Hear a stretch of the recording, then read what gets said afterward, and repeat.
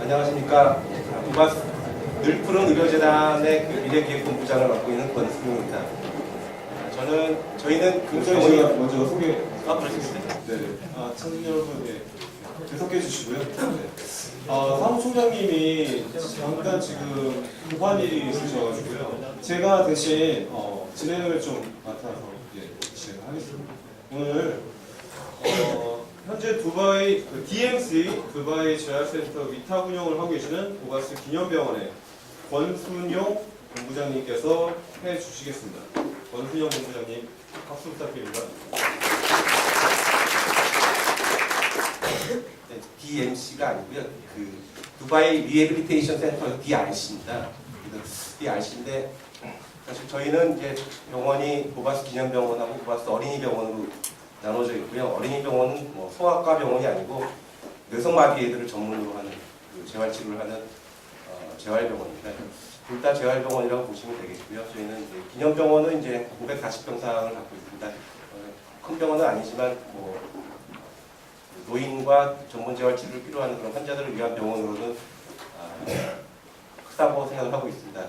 치료실 면적은 한 1,500평 되고요. 그 치료사가 200명 정도 있습니다. 그래서 단일기관으로는 한국 제일 큰 재활병원이 아닌가 이렇게 생각을 하고 있습니다.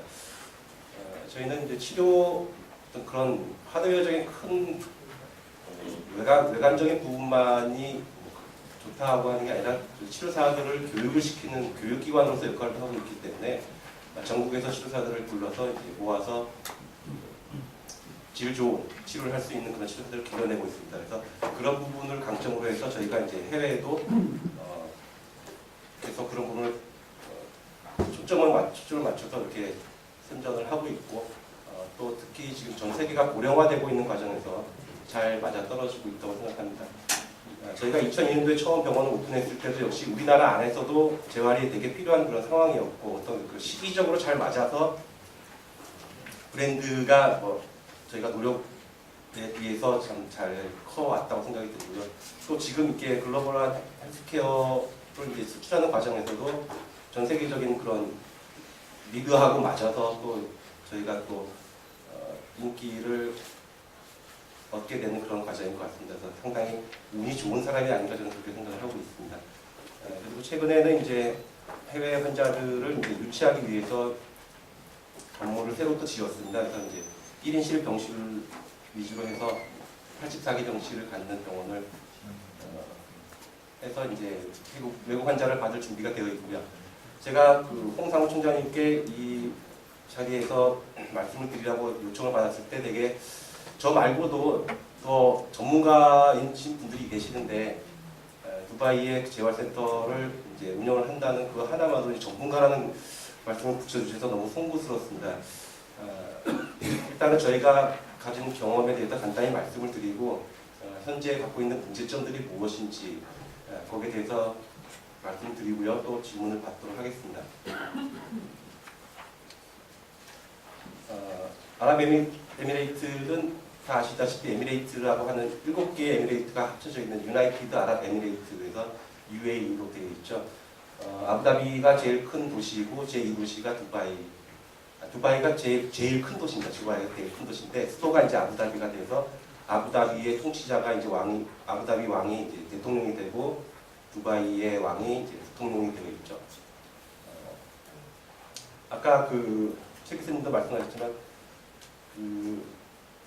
삼성이 되게 열심히 잘 지어놓은 그 버즈 칼리파라고 하는 그 도시가 두바이에 큰 세계 제일 높은 빌딩이 있는데 상당히 큰 손실을 봤다 그러더라고요. 이제 삼성이 지어서 되게 자랑스럽긴 한데 내면으로는 상당히 힘들었다라고 하는 얘기를 들었는데 의료도 이제 한국의 의료에 대해서 2년 전에 그 진수희 장관님하고 이제 두바이 보건청장하고 MOU를 했죠. 해서 이제 그 다음 사업으로서 이제 재활병원을 운영할 수 있는 그런 기관들을 이제 선정하는 데 있어서 한국도 넣어주겠다라고 한 상황입니다. 재활병원은 여기는 2009년도에 이미 지어놓고 이제 운영할 그 운영할 사람들 찾지를 못해가지고 한번 입찰했다가 이제 다시 그 계획이 파기되었다가 다시 이제 2011년부터 다시 전 세계에 다시 공고를 낸 건데요. 사우디아라비아하고 그다음에 캐나다에서 이제 입찰에 이제 참여를 했었고요. 사우디아라비아는 어느 기관인지 잘 모르겠고요. 캐나다는 이제 인터헬스 캐나다 그 그룹이 인터헬스 그룹이 있는데 거기가 이제 상당히 해외 진출을 많이 하고 있던 병원으로 알고 있습니다. 그리고 저희가 이제 늦게 막차를 탔습니다. 그러니까 MOU를 하고 나서 이제 한국에 기회를 주겠다 해서 그 마감 기한을 한국에 맞춰서 좀 연장해줬던 그런 케이스입니다. 저희가 이제 운이 좋은 거죠. G2G 사업의 일환으로서 저희가 이제 민간 병원이 들어갈 수 있었던 좋은 기회였던 것 같고, 사실 전문가로서 말씀드리기 어려운 부분들은 저희는 이제 다 되는 밥상에 숟가락만 갖고 있어서 다 들어갔던 그런 상황이고, 민간 대 민간으로 들어가는 경우는 상당히 어려움이 많이 있을 거라 생각하고, 서울 삼성병원의 그 진료소도 최근에 문을 닫았는데 그분들 들어갔을 때 그 인덱스 홀딩사하고 이제 손잡고 이렇게 들어갔던 부분들인데 아마 그런 부분에서는 오히려 더 삼성 관계자분들이 더 전문가가 아닐까 저는 그렇게 생각을 하고 있습니다. 저희는 그 처음에 우여곡절이 많았습니다. 처음에 그쪽에서 이제 요구했던 인원이 이제 저희 병원에 이제 17명을 지원해 달라고 얘기했었고요. 일이 진행되는 과정에서 이제 8명으로 줄었더라고요. 자기네 임의대로 그냥 8명으로 줄여놔서 다시 저희가 회의를 거듭해서 14명이 가겠다라고 이제 최종으로 제가 인가를 받아서 이제 의사 3명, 치료사 하고 코디네이터 11명 합쳐서 14명. 거기다가 이제 저희가 법인을 만들었습니다. 그래서 법인 사무를 고친 친구가 1명 해서 15명이 지금 가 있는 상황입니다.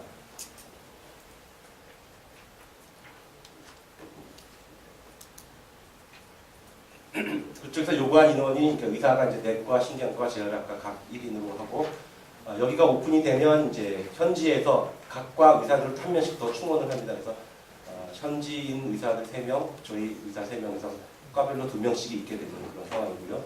물리치료사도 역시 현지에서 뽑아서 저희하고 같이 환자들을 보게끔 그렇게 하는 그런 내용으로 시작했고, 언어치료사는 사실 처음에 필요가 없었는데 그쪽에서 언어치료사도 보내달라고 해서 급하게 이제 뽑을 수밖에 없었습니다.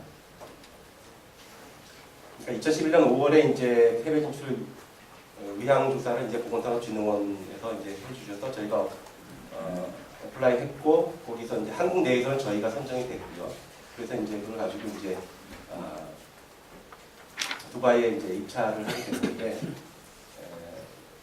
기간도 상당히 길죠. 2012년 한 7개월 정도 지나서 저희 병원이 이제 식사단이 왔고요. 저희가 이제 마지막 식사입니다.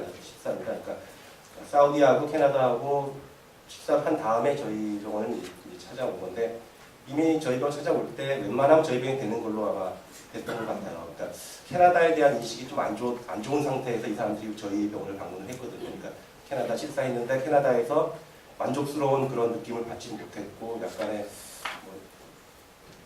예의의 문제에 있어서 좀 불편했던 부분이 있었던 걸로 저는 생각을 합니다. 그래서 저희 병원이 실사 이후에 한 달 후 늦어도 2달 내에 결과를 발표하겠다고 했는데 또 천천히 이제 시간을 끌고 있죠. 그래서 이제 복지부 장관님이 이제 그때는 이제 임채민 장관님이시죠. 임채민 장관님이 가실 때 이제 회의석상에서 이제 선정된 거를 이제 구두로 발표를 했고, 그때 이제 신문에 나게 됐었고요. 그래서 이제 이 사람들은 항상 인샬라 얘기를 하잖아요. 그래서 뭐 합치다 그러면 인샬라 그러면 그게 뭐 좋은 뜻일 수도 있고 나쁜 뜻일 수도 있고, 옛날에 뭐 나쁜 뜻으로 노래를 했다가 뭐 금지됐던 노래도 있었는데 샹송에 인샬라라는 노래가 있었죠, 그죠? 근데 인샬라는 그냥 뭐 신이 알아서 정해준다, 신의 뜻대로 뭐 그러니까 잘 모르겠다, 뭐 일반적으로는 노생큐라고 알면 된다고 그렇게 얘기를 하더라고요. 그래서 인샬라라는 말을 들으면 좀 어렵겠다, 좀 더 적극적으로 달라붙어야 되겠다 그런 생각을 하셔야 된다고 저는 그렇게 생각하고 있고요. 하지만 이 사람들이 구두로 약속을 하면 그것은 반드시 걔네 율법상 지켜야 됩니다. 그렇기 때문에 5월 달에 저렇게 이제 발표를 했기 때문에 이제 우리가 할 수밖에 없는 상황이 약속을 지켜야 되니까요. 그래서 결국 8월 말에 이제 정식으로 재계약을 체결하기로 해서 저희가 가서 이제 그 BRC, 그러니까 그 재활센터 안에서 이제 보건청장, 두바이 헬스 오소리티 DHA의 보건청장이 같이 와서 이제 저희가 정식으로 사인을 하게 된 겁니다. 그래서 이제 그쪽에서 최대한 빨리 인원을 파견해 줬으면 좋겠다라고 얘기를 해서 저희가 이제 9월부터 2차로 나눠서 이제 10월 초까지 해서 전체 15명이 전부 갔죠. 갔는데 되게 황당하죠. 기구가 아무것도 없어요. 병실이 30병상입니다. 30병상은 사실은 작은데 1인실이 30개고 되게 공간이 넓게 돼 있어서 사실 우리나라 기준으로 30병상짜리 개인 의원 정도인데 실제로는 상당히 큽니다. 근데 그 안에 뭐 침대도 안 들어와 있고 뭐 다 안 들어와 있고 그냥 시간만 계속 소요할 수밖에 없었고 발주도 안 돼 있는 상황이었어요. 그래서 그리고 빨리 오라 그래서 되게 급하게 왔는데 준비는 하나도 안 돼 있고 그래서 되게 답답했던 그런 차에 결국은 외래만이라도 먼저 오픈하자 그래서 근처에 있는 병원에서 기구 몇 개 좀 빌려오고 해서 최소한의 장비를 가지고 일단 오픈을 했습니다. 지금 현재는 하루에 한 60명 가량 이제 환자를 보고 있는데 치료사가 현지 치료사도 있고 저희 치료사도 있잖아요. 근데 저희 치료사에 대한 만족도가 워낙 좋아서 환자분들이 되게 좋아하고 있다고 합니다. 그리고 환자분들 중에는 뭐 어떤 전적항에 문제가 있으면 자기가 나서서 도와주겠다고 이렇게 얘기해 주시는 분도 계시고 되게 우호적으로 되고 있는데 뒤에 말씀드리겠지만 현지의 어떤 그런 공무원들과의 관계에 대해서 별로 그렇게 해서 매끄럽지 못한 부분이 있습니다. 그래서 그 부분은 이제 다시 한번 설명을 드리도록 하겠습니다. 그래서 이제 저희 병원 재단 이사장님하고 보건청장하고 지금 사인하는 거거든요. 이 보건청장님이 되게 많으셨잖아요. 이분이 그 베리아트릭 수술이라고 그 장을 비만 수술을 받은 겁니다. 처음 먼저 이분 봤을 때 혹시 캔서 환자 아닌가, 암 환자 아닌가 이렇게 좀 했었는데 비만 때문에 수술을 받아가지고 이렇게 나침해졌다고 합니다. 근데 이 이후에 그 저희 병원하고 대대적으로 그때 그 신문에도 크게 나고 방송에도 났거든요. TV 방송에 났는데 일이 지지부진해지니까 이제 결국은 다 갈렸어요. 보건청장도 옷을 벗게 됐고 이 BRC 센터장으로 내정되어 있던 분도 이제 옷을 벗었고 그러니까 그런 과정 새로운 이제 보건청장님이 오시고 이제 라인이 싹 이제 바뀌면서 저희를 밀어주던 분들이 이제 직접적인 관여를 못하게 되어 있는 그런 현실입니다. 그래서 새로운 관계를 쌓아 나가야 되는 그런 상황인데 좀 그 부분에서 헤게모니 싸움이라고 저희는 가만히 있는데 자꾸 헤게모니를 잡으려고 하는 재활센터장의 그런 모습을 보면서 어디까지 맞춰야 될지 좀 걱정이 많이 되고 있습니다. 저희가 처음에는 그 법인 설립하는데 워낙 시간이 많이 걸리고 비용도 많이 든다 그래서 우리 재단의 분소, 그러니까 사무소를 거기다 내는 게 어떻겠나 생각도 해봤지만 우리나라 입장에서 저희가 그 비영리 법인이지 않습니까, 그죠? 그렇기 때문에 분소를 내도 역시 비영리 법인의 성격을 갖출 수밖에 없어서 영리 행위를 할 수가 없습니다. 그래서 그거는 이제 불가능하고 이제 법인은 어떤 식으로 설립을 할 것이냐, DRC 그러니까 그 두바이 안에 그 프리존이 있습니다. 그러니까 그 안에다 저희가 이제 사무소를 내게 되면 독립적으로 100%의 지분을 갖는 법인을 만들 수는 있고, 하지만 그 프리존을 벗어날 수가 없습니다. 사업을 확장을 하더라도 그 안에서만 해야 되는 거고요. 프리존 밖에다가 이제 사무소를 내게 되면 아랍에미리트 안에 다른 지역도 갈 수 있는 그런 폭이 좀 넓어지기도 하고 비용도 좀 적게 들고, 다만 프리존 밖으로 나가면 51%를 현지인이 가져야 되고요. 49%만 저희가 그 지분을 가질 수밖에 없는 상황이 있습니다. 그래서 현지 법인 설립 요건에 대해서도 좀 자세히 알으셔야 되는데, 저희는 사실 아까 모두에 말씀드린 것처럼 그쪽 정부 측에서 많은 배려를 해주기로 하고 갔기 때문에 일반적으로 들어가는 그 소요 기간과 소요 비용이 상당히 적게 들었습니다. 그래서 상당히 저희는 운이 좋다고 아까 말씀드린 것처럼 지금도 운 좋다고 생각되는 부분이 기본적으로 사무실 하나 임대하고 설립하는 데만 해도 최소 5천에서 좀 크게 한 1억 정도 들고요. 그 유지 비용도 뭐 임대비 포함해서 뭐 3천만 원, 6천만 원 정도가 들어가는 그런 부분인데 저희는 그런 부분에서는 좀 세이브가 돼서 상당히 시작 여건은 좋았다고 생각을 합니다. 여러분들이 법인을 어떤 식으로 설립해야 될지는 잘 생각해 보셔야 되고요. 여러분들 중에 혹시 두바이에 진출하셔서 설립하시겠다면 기본적으로 한 4억 정도는 기본적으로 들어간다고 보시면 됩니다. 왜냐하면은 보통 설립하는 중간 뭐 여러 가지 그 비용들이 한 8천, 1억 정도 들고요. 최소 자본금이 3억이 들어가거든요. 유치를 해 은행에 넣어둬야 되는 점들이 있어서 4억 정도가 필요할 거라고 생각이 듭니다. 서류를 제출하면 30일 전후에 이제 그 법인 허가가 난다고 되어 있고요. 은행을 개설할 때 문제점들이 여러 개 있는데 그거는 뭐 우리가 그쪽에다 돈을 받게 될 때 그 받는 은행의 그 기관의 주거래 은행에다가 이제 은행 통장을 개설을 하게 되면 아주 더 쉽게 돈이 들어온다고 합니다. 지금 가장 걸림돌이 되고 있는 게 2번입니다. 파견된 인력의 면허에 대해서 인정을 해주냐 마냐.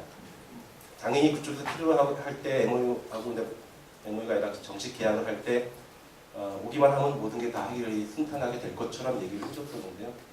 실제로는 현재는 인정이 안 되고 있어요. 인정이 안 된 상태에서 환자를 보고 있습니다. 거기서 한국의 의사를 되게 수준 높은 의사라고 생각을 하고 일반적인 스페셜리스트, 전문의를 스페셜리스트라고 하는 어떤 단계가 있으면 그 윗단계, 그러니까 그 컨서턴트라고 하는 그런 터미놀로지를 써서 더 윗단계로 해서 한국의 의사를 그렇게 대우해주겠다. 시험도 필요 없고 필요한 그 트레이닝 받은 서류만 제출하면 되게 해주겠다라고 얘기를 했었는데 지금 서류 제출한 지도 지금 거의 8개월, 9개월 가까이 되는데 아직 안 나온 상태고요. 아까 말씀드린 것처럼 그 보건청장님 그쪽 바뀌고 여러 중요 헤드들이 이렇게 바뀌면서 인수인계가 안 된 건지 아니면 딴 생각을 하고 있는 건지 모르겠는데 다시 그동안 냈던 서류들도 다시 나가고 있고 좀 조금 답답합니다. 그러면서 환자를 많이 보라고 지금 채찍질하고 있어요. 이상하죠. 의사 면허 안 주면서 환자는 빨리 늘리라, 80명까지 늘리라 하는데 지금 60명 보고 있는데 조금 있으면 80명 될 것 같은데 그래서 좀 뭔가 좀 앞뒤가 좀 안 맞는 거라서 좀 저희가 좀 답답합니다. 그래서 이런 면허 인정에 대한 부분들, 또 취업 비자를 획득하는 방법에 대해서는 꼭 사전에 잘 짚고 계약서에도 모든 게 들어가 있게끔 하시는 게 중요하다고 생각이 듭니다. 4번 같은 경우는 이제 미국계 병원이 이제 두바이에 들어올 경우에는 지금 써 있는 부분들이 다 제공이 되고요. 한국은 어떻게 보면 기존의 원전 병원하고 삼성하고 우리들 병원 이렇게 들어가 있는 병원들이 있었지만 한국의 브랜드가 되게 낮게 취급되기 때문에 자녀 교육비는 못 주겠다라고 얘기를 하더라고요. 그래서 처음에 원래 조건이 저희가 환자를 많이 보든 적게 보든 그러니까 어떤 병원의 센터의 수비가 상관없이 매니지먼트 해주는 그 피만 받기로 되어 있습니다. 그래서 그 피의 액수도 제가 알기로는 아마 미국계 MD 앤더슨이나 클리브랜드 클리닉 같은 그런 기관의 10분의 1 정도만 책정이 되어 있던 것 같아요. 되게 적은 액수죠. 적은 액수를 매니지먼트 비로 받고 파견되는 인력에 대해서는 저렇게 이제 급여 주고 주택 관리비 주고 자녀 교육비는 안 주고 휴가는 못 주고 이렇게 되어 있습니다. 그래서 저희가 이제 매니지먼트 비를 이제 받게 되면 그 중에서 이제 일부를 자녀 교육비로 저희가 지급하고 있습니다. 그래서 사실 저희가 처음에 예상했던 액수보다 상당히 적은 금액이 이제 저희가 들어오게 돼 있죠. 그래서 여러분들도 이제 처녀신고만 갈 수 있는 건 아니고 가족들이 가야 되니까 자녀에 대한 부분도 상당히 중요하고요. 아시다시피 그 해외 출장, 그러니까 장기 출장을 보내야 되는 그런 상황이죠. 그리고 또 이제 현지에 법인 소속이 돼야 되기 때문에 저희 병원 퇴사하고 간 걸로 이렇게 하게 되고, 자녀 교육이라는 부분이 상당히 메리트가 있어서 그 부분 때문에 간 사람들이 꽤 많아요. 특히 의사들도. 그렇지 않으면 지금 특히 대형 병원, 특히 대학병원 같은 경우는 어느 교수님이 가시려고 할지 저는 잘 모르겠어요. 그 부분이 가장 고민이실 겁니다. 한국의 월급보다는 한 2배, 최소 2배 이상은 받아야 될 거고, 자녀 교육비 줘야 될 거고, 갔다 오면 신분이 계속 보장되어 있어야 될 거고, 여러 가지 문제가 있어서 그런 거 생각해 보시면 선뜻 가시겠다고 하는 분들이 없을 거라는 생각이 좀 들어서 지금 우리나라 빅5 그 외에 또 여러 대형 병원들에서 이제 추진들 많이 하시는데 막상 계약이 돼서 이제 파견하게 될 때 다 못 먹을 수 있어요, 그 인력들. 그래서 미리부터 이제 잘 조사를 해놓으셔서 막상 이제 출근하시게 될 때 바로 보낼 수 있게끔 하셔야 될 거라고 생각이 듭니다. 매니지먼트 피에 대한 부분도 꼭 잘 짚고 넘어가셔야 되는 부분인데, 저희가 예를 들어서 저희가 이제 매니지먼트를 하면서 1년에 뭐 10억을 받겠다라고 계약이 되면 그 10억은 우리가 최상으로 잘했을 때 100%라고 하는 평가를 받았을 때 이제 주는 거고요. 그게 이제 KPI, Key Performance Indicator라고 되어 있는 이 부분의 평가 내용이 들어있거든요. 그래서 그에 맞춰서 이제 평가를 했을 때 엑셀런트 하면 이제 그렇게 주고요. 그 다음에 뭐 구수로 나오면 80%, 60% 이렇게 다운되게 돼 있어요. 그래서 KPI가 처음에 저희는 있다고 알고 갔는데 실제로 가보니까 KPI가 준비가 안 되더라고요. 그래서 지금 나오는 얘기는 내가 잘해도 중간으로 인정하겠다. 중간. 그럼 중간이면 70%거든요. 70%면 그 돈을 받으면 이제 매니지먼트 피의 70%가 아니고요. 매니지먼트 피하고 직원 급여하고 합친 거에 70%니까 엄청 크죠. X가. 그래서 어떤 평가를 받든지 간에 저희 기관에서는 우리 직원들한테 월급은 그대로 보장해줘야 되니까 그냥 주게 되면 나머지 X가 전체 예상했던 매니지먼트 비의 20%, 28%, 거의 30% 정도밖에 안 남아요. 그래서 그렇게 되면 안 된다 해서 지금 이제 밀고 땡기기를 해야 되는 그런 상황입니다. 그래서 여러분들 나가실 때 운영비는 어떤 식으로 받을 건지, 그리고 월 단위로 받을 건지 분기별로 받을 건지 그런 것 지급 방식에 대해서도 확실하게 짚고 넘어가셔야 된다고 생각합니다. 현지 문화, 아까도 말씀하셨던 것처럼 왜 중동해야 되는지 메리트는 있긴 있는데 저희가 생각해 봐야 될 거는 느리죠. 근데 느리기만 한 게 아니라 또 업무 효율성도 상당히 떨어집니다. 그러니까 현지의 담당자들이 일을 되게 못해요. 답답하죠. 느리기도 느린데다가 일도 못하니까 배로 좀 느리다는 느낌을 많이 받고요. 그래서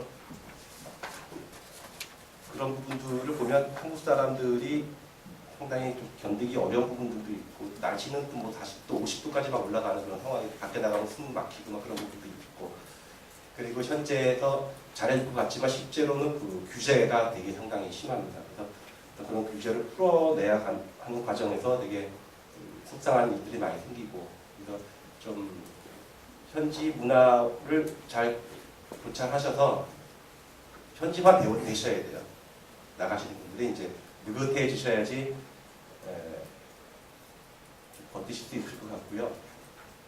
두바이하고 아부다비하고 어느 쪽이 더 그러면 일을 하기가 수월한가? 실권자하고 유대 관계를 맺어야 되는 게 분명히 맞는 건데, 그 실권자가 두바이는 한 3명 정도예요. 근데 아부다비는 10몇 명이기 때문에 그렇게 보면 두바이가 훨씬 낫다는 거죠. 이거는 현지에 있는 한국계 미국인의 컨설턴트가 있는데 그 친구가 자기가 두바이를 계속 고집하는 이유가 3명만 자기가 확실히 잡고 있으면 뭐든지 수월하다. 그 3명 중에 많이 포함되는 거고요. 근데 아부다비는 또 가족이 많아서 그런지 10몇 명이라고 합니다. 그러니까 아부다비 쪽은 좀 더 복잡하다고 해서 자기는 아부다비 안 할 거라고 얘기를 하더라고요. 그래서 두바이를 가시게 되면 아부다비보다는 좀 수월하실 거라는 생각을 하고 있습니다. 저희 같은 경우는 국가 간의 교류를 통해서 들어가는 케이스고, 민간 차원에서 들어가실 때는 이제 실제로 그 현지에 있는 그 컨설턴트나 아니면 그런 컨설팅하는 컴퍼니하고의 어떤 그런 관계를 잘 맺으셔야 되고 신뢰성 있는 사람들로 잘 찾으셔야 될 것 같고요. 실제로 또 이익이 나는 사업일지 여러 건설 분야에서 다들 어려워하는 것처럼 실제로 의료적인 부분도 이게 진짜 이익인지 하는 거에 대해서는 확실히 생각을 하셔야 되고 저희는 이익이 적다고 생각하면서도 저희는 한 거예요. 근데 왜냐하면 30평상짜리가 되게 작잖아요. 그리고 추후에 그쪽에서 300평상에서 400평상짜리 재활병원을 하겠다는 의지를 저희한테 얘기를 했어요. 그래서 저희는 이제 그걸 노리는 거죠. 30평상짜리 들어가서 열심히 해서 한국인이 성실하고 퀄리티 높은 치료를 하고 있다는 걸 보여주고 그 큰 병원이 될 때 저희가 어플라이 했을 때 좀 유리한 고지를 선정하지 않을까 하는 그런 생각에서 실제 이익은 거의 뭐 없거나 적더라도 일단 진출해야 되지 않겠나 그렇게 결정을 했던 겁니다. 그리고 기진출 의료기관들하고의 노하우 잘 공유해야 되고 지금 나가 계시는 우리들 병원에 계신 분들 상당히 고맙게 저희한테 많은 부분들 오픈해 주시고 도와주고 있습니다. 그래서 저희도 다른 기관에서 이제 두바이 진출하신다면 얼마든지 저희가 겪었던 부분에 대해서 같이 공유할 의지가 있습니다.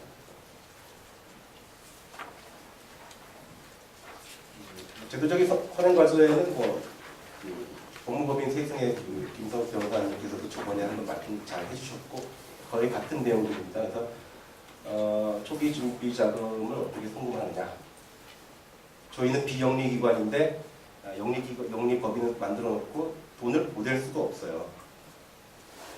그렇기 때문에 저는 약간 우회로 보낼 수밖에 없는 그런 상황이었기 때문에 어떤 창업 준비를 위해서 들어가는 비용 저희가 한 5억 정도가 나갔는데 그런 비용들이 나갈 수 있는 진출할 루트가 합법적인 루트가 개발이 되었으면 좋겠다고 생각을 하고요. 나중에 아직 돈은 못 벌었지만 이 브랜드 피나 운영비를 받았을 경우에 어떻게 한국으로 갖고 들어올 것인지에 대한 부분들도 좀 문제가 되고요. 파견 직원들은 과세를 어떻게 해야 되는지. 근데 사실 말이 파견이지만 저희 병원에서는 이미 법적으로는 이제 그만둔 걸로 되어 있고 현지 법인 소속의 직원들이기 때문에 그 직원들이 돈을 갖고 우리나라에 들어와 살지 않는 이상 거기서 쓴다고 가정하면 그때는 세금을 현지의 것만 내면 되죠. 근데 두바이가 좋은 게 세금이 없어요. 그러니까 받는 돈이 다 자기 거예요. 세금 안 내요. 그래서 직원들이 되게 좋아하죠. 그러니까 실제로는 1.7배 정도로 책정했는데 세금 안 내니까 한 2배 정도 받는다고 보시면 돼요. 한국에서 받을 때 2배요. 그리고 제가 답답한 게 이제 해외 진출 전문가 없죠. 저 같은 사람이 전문가라는 소리를 들을 정도니까 우리나라에 너무 없습니다. 그래서 양성하는 그런 과정이 필요한데 좀 실질적인 부분을 양성한 그런 부분들, 그러니까 아마 한국의료수출협회에서 아마 앞장서지지 않을까 생각합니다. 그래서 좀 지금 말씀드린 것처럼 법인 설립하려면 어떤 단계를 가야 되는지는 구체적인 예를 들어주고 그런 걸 자료로 배포할 수 있는 그런 어떤 양성 과정이 있어야 될까라고 생각이 들고요. 아까 말씀드린 것처럼 신뢰성이 있는 그 파트너 만드는 게 상당히 중요하죠.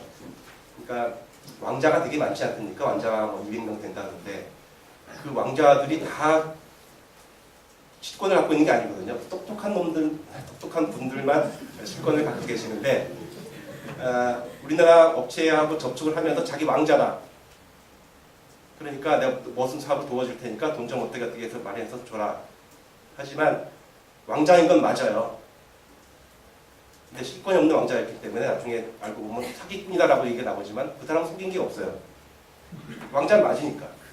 그러니까 그런 식으로 어떤 그런 그쪽에서 제시하는 그런 겉모습만으로 사람을 판단하지 마시고 잘 집 살 때 우리 기분 뛰어보는 것처럼 하여튼 잘 보셔서 진짜 이 사람 믿을만 한 건지 진짜 실세인지 아닌지 그런 거를 잘 판단하셔야 될 것 같습니다. 그리고 이제 금융지원제도 민간 창업센터 들어가시게 될 때 정책금융공사, 그다음에 한국산업은행, 한국수출입은행 쪽에서 그 프로젝트를 신청을 하셔서 아주 적극적으로 밀어주시려고 하고 있더라고요. 그래서 그쪽 분들하고 잘 신뢰를 쌓으시면 적극적으로 도와주실 거라고 저는 알고 있습니다. 네 번째는 이제 아까 말씀드린 면허 인정에 대한 부분들이 문제가 되고 있고, 그쪽에서 요구하는 자격 요건이 있습니다. 그러니까 치료사 같은 경우는 5년 이상의 기본 현장에서 이제 일한 경력을 필요로 하고요. 또 이 사람이 거의 네이티브 스피커의 수준의 영어를 할 수 있어야 됩니다. 그런 사람이 우리나라에 많나요? 그리고 언어라는 것이 단시간에 속성으로 만들어질 수 있는 그런 능력이 아닌데 상당히 어려웠습니다. 그리고 저희가 이제 갈 사람들 뽑았다 그러니까 두바이 지금은 아니지만 센터장 할 사람이 직접 들어와서 이 사람들 다 면담을 했어요. 개별 면담. 그래서 잘랐죠, 몇 명. 영어가 안 된다고. 그래서 다시 또 충원하는 과정에서 좀 복잡했었고요. 해당 영어도 잘하고 지도도 잘하는데 해당 경력이 뭐 4년 반, 이 애들도 다시 떨어져 나가고 5년 이상만 된 사람으로 하는 것도 좀 힘들었고요. 또 의사들 같은 경우는 최소 마스터 디그리, 대학원 석사 과정 이상을 한 사람들만 해야 된다는 식의 어떤 그런 자격 요건을 제시합니다. 사실 의사들 중에 석사 안 한 사람들이 더 많거든요. 물론 박사한 사람도 계시긴 하지만 특별히 대학교에 남으셔서 어떤 연구를 하시려고 한 분이 아니면 보통은 이제 박사만 갖고 있습니다. 그래서 그래도 닥터잖아요. 닥터인데 그런 전문의임에도 불구하고 그런 학위가 없어서 안 되는 경우들도 있습니다. 그래서 그쪽에서 요구하는 사항이 무엇인지 꼼꼼히 잘 따져보셔야 될 거라고 생각을 하고 있습니다. 제가 마지막 슬라이드는 이 정도인데요. 구체적인 거 제가 여기서 언급을 못 드리는 부분들이 있습니다. 그런 부분들은 개인적으로 여쭤보시면 제가 대답을 해드리도록 하고요. 일단 설립 비용 초기 자금이 많이 들어간다는 부분들이 있고요.